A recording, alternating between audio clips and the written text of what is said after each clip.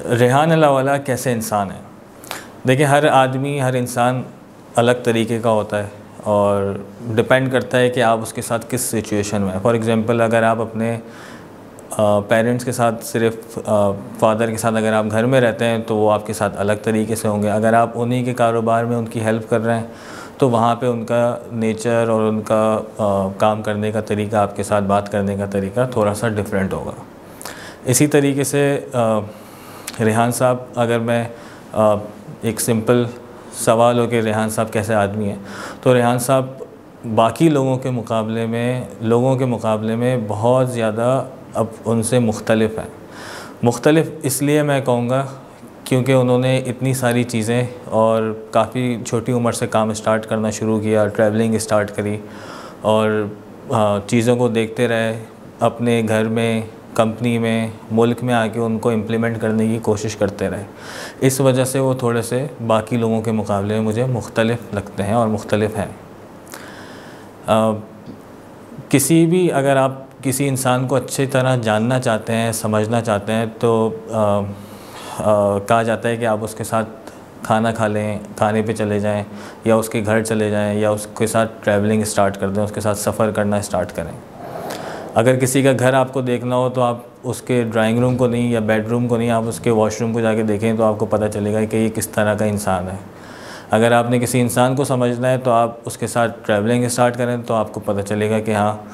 ये किस तरह का आदमी है, ये किस तरीके से रहता है, किस तरीके से अपने काम अंजाम देता है। इसी तरीके से जब मैंने रेहान साहब के साथ ट्रैवलिंग स्टार्ट की, उससे पहले जब तकरीबन 2006 में मैंने उनके साथ काम करना स्टार्ट किया था, और 2008 में पहली मर्तबा मैं पाकिस्तान से बाहर गया था दुबई, उनके साथ ट्रैवल करके।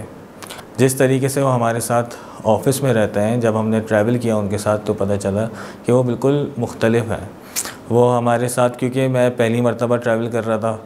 तो मुझे नहीं याद पड़ता कि कोई भी ऐसा दिन उन 10-15 दिन में कोई भी एक ऐसा दिन गुज़रा जिस दिन हम उनके साथ घूमने के लिए बाहर नहीं गए। जबकि वो हमारी ऑफिशियल ट्रिप थी, हम एग्ज़िबिशन अटेंड करने के लिए गए थे, और एग्ज़िबिशन नॉर्मली अटेंड करने के बाद कंपनी वाले घर चले, ऑफ़िस अपने होटल चले आया करते थे या घर चले आया करते थे। और हमारा ये रूटीन होता था कि हम एग्ज़िबिशन ख़त्म होने के बाद 4-4, 5-5 घंटे रात को दुबई की सड़कों पे घूमते रहते थे।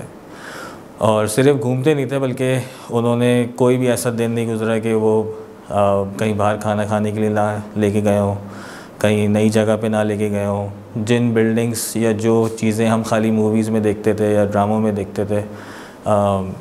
यूएई की, उनको ना दिखाया हो हमें या उसकी सफ़र ना कराया हो। डेज़र्ट सफ़ारी बहुत मशहूर था उस वक़्त भी, आज भी मशहूर है, वहाँ पे भी लेके गए। तो पता ही चला कि जाना ये कि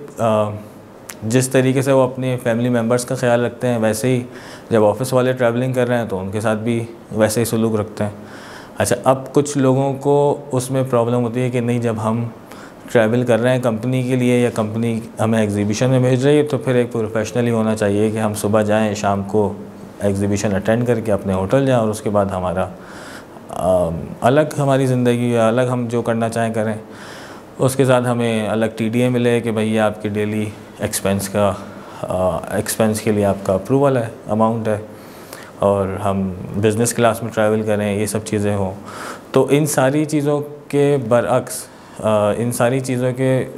बदले में उन्होंने हमें वो सारी उससे अच्छी चीज़ें करवाई जिसका हम सोच नहीं सकते थे, या जो हमारे जहन में नहीं था कि ये काम भी हो सकता है, ये चीज़ भी हो सकती है।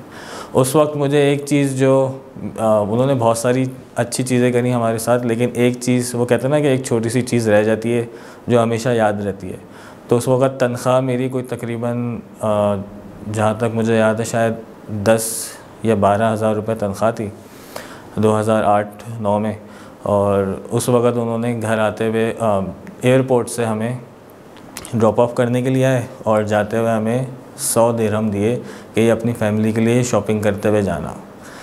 तो वो एक, हालांकि इससे ज़्यादा उन्होंने पैसे ख़र्च करे पूरे उस 10 दिन के ट्रिप के अंदर, लेकिन वो जो सिर्फ 100 दिरहम थे, वो एक, क्योंकि उसका कनेक्शन जो है वो फैमिली के साथ हो गया था, तो वो चीज़ आज तक याद रह गई 12-13 साल बाद भी, कि उन्होंने ये काम किया कि देखो कितना ख्याल करता है हमारा।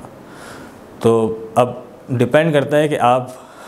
मैं ये भी कह सकता था कि यार खाली 100 दिरहम दी, इसमें तो कुछ भी नहीं होगा, लेकिन वो 100 दिरहम उस वक़्त 100 दिरहम काफ़ी वैल्यू रखते थे।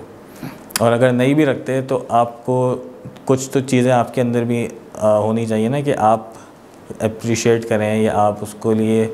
ओपन हो कि हाँ अगर कोई अच्छी चीज़ होनी चाहिए तो उसको मेजर ना करें कि ये ज़्यादा अच्छी हो रही है या कम अच्छी हो रही है या इससे अच्छी भी हो सकती है। इससे अच्छी भी हो सकती होगी, बिल्कुल हो सकती होगी, लेकिन अगर कुछ अच्छा काम हो रहा है, अच्छी चीज़ हो रही है तो उसको एक्सेप्ट करें। ये ना सोचें कि इससे अच्छा या इससे और ज़्यादा की उस वक़्त एटलीस्ट और ज़्यादा की ख्वाहिश ना दिखाएं कि नहीं मुझे तो वो चाहिए था, 100 की जगह 1000 चाहिए थे ताकि मैं सबके लिए कोई अच्छा इनाम लेके जाऊँ, गिफ्ट लेके जाऊँ। वो चीज़ एक मेरे बहुत उस वक़्त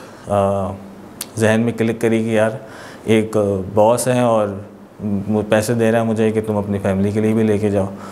तो एक ये चीज़ बड़ी उस वक़्त जहन में रह गई थी। तो इस वजह से अच्छा हम बात कर रहे थे कि कैसे इंसान है,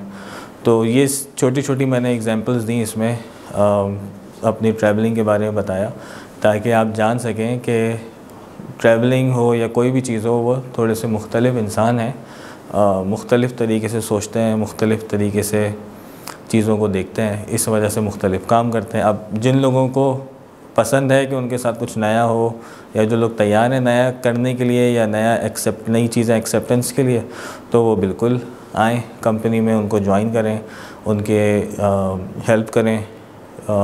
जिन प्रोजेक्ट्स पे वो काम कर रहे हैं उसमें। शुक्रिया।